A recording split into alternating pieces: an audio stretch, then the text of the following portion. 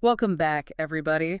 Ready to dive into another wild tale? Always up for an adventure. What's on the docket today? Today we're heading into the untamed world of mountain man Jack Freeman. Oh, I've heard whispers of this one, full of tall tales and wilderness wisdom. You know it. And the best part, we're not just looking at one book, we've got excerpts from a whole series about this mountain man and his moose companion scattered like breadcrumbs across the Now, wilderness. that's what I call a challenge. It's like piecing together a life story from fragments instead of a straightforward narrative. Intriguing. Exactly. We're talking 1880s Montana. Picture it, the air crisp, those mountains scraping the sky, and danger lurking around every bend. A time when the wilderness was both beautiful and brutal. You got it. And this is where Jack's story unfolds. I'd imagine a story like this. Our mountain man was born and bred in the wild. You might think so, but Jack started as a city slicker, drawn to the wild like a moth to a flickering lantern. That pull of the unknown can be powerful. It's almost as if he was hardwired for adventure. Hardwired is right. Every summer, young Jack would journey with his father, Mike Freeman, to the legendary Mountain Man Rendezvous. Ah, the rendezvous. The stories I've heard, trappers, traders, Native Americans all converging to swap tales, strike deals, and, well, maybe enjoy a sip or two of firewater. You're painting quite the picture. Can you imagine the sights, the sounds, the smells? Absolutely. It's a historian's dream and a sensory overload all in one. And amidst this swirling mix of humanity, Jack's father, Mike, thrived. A former Londoner traded those cobblestone streets for the dusty trails of the Wyoming Territory. Drawn by the siren song of opportunity. That he was. But Mike Freeman, he wasn't just chasing wealth. He craved the freedom and independence that the West offered. He passed those values on to Jack. And he did more than just survive. He built a prosperous life for himself and his family in Salt Lake City. It's a classic American dream story. Speaking of paths, can we talk about the characters Jack met at the rendezvous? We're talking legends like Jim Bridger and Buffalo Bill Cody. These weren't just names in a history book to Jack. Oh, absolutely not. These were living, breathing men who spun tales of adventure that could ignite a fire in anyone's soul, especially a young man like Jack. It was at this melting pot of the past and the possible that he met a man who'd change his life forever. Have you ever heard of Old Joe Hidden Bear? Hidden Bear. The name itself whispers of secrets. Old Joe took young Jack under his wing, becoming the mentor he never knew he needed. He wasn't just a mountain man. He was a legend, an orphan raised by the Crow tribe. They say Old Joe had a way of reading the wilderness like it was an open book.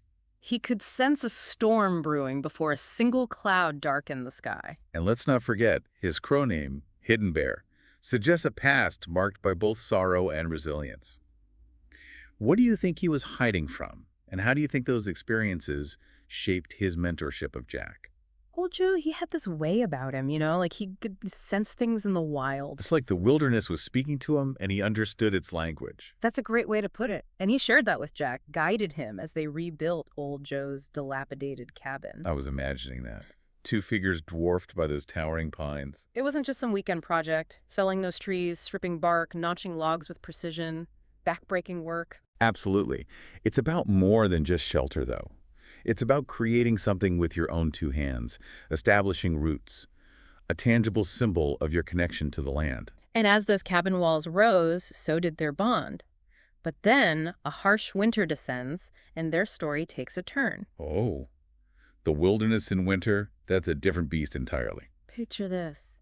Jack's battling a blizzard when he finds a tiny moose calf, abandoned, alone, barely clinging to life. There's a certain vulnerability in that image that's just heartbreaking. He bundles this shivering creature in his arms and carries it back to the cabin, mile after treacherous mile. He didn't have to do that. The wilderness teaches you to look out for number one. It's every man for himself. That's what makes it so remarkable, right? He chose compassion. And that's how Baby the Moose Calf becomes part of his story. A mountain man with a pet moose. Talk about a pair for the storybooks. It really underscores the unexpected bonds that can form in the wild. But Beatty wasn't the only powerful presence in his life. Remember White Feather, the Blackfoot Indian? Right. Their paths first crossed during one of those early rendezvous trips, wasn't it? A time when the West was still grappling with the aftermath of the Indian Wars. And White Feather's story, it embodies the scars of those conflicts. Deeply connected to his heritage, he'd seen firsthand the devastation of forced removal, broken treaties. It's hard to fathom the weight of that history, the pain, the injustice. And yet White Feather chose the path of peace. Imagine carrying the weight of your people's history and still choosing to meet the world with an open heart. It speaks volumes about his character. He understood that true strength lies in resilience and compassion. And those qualities, that's what forged a bond between him and Jack.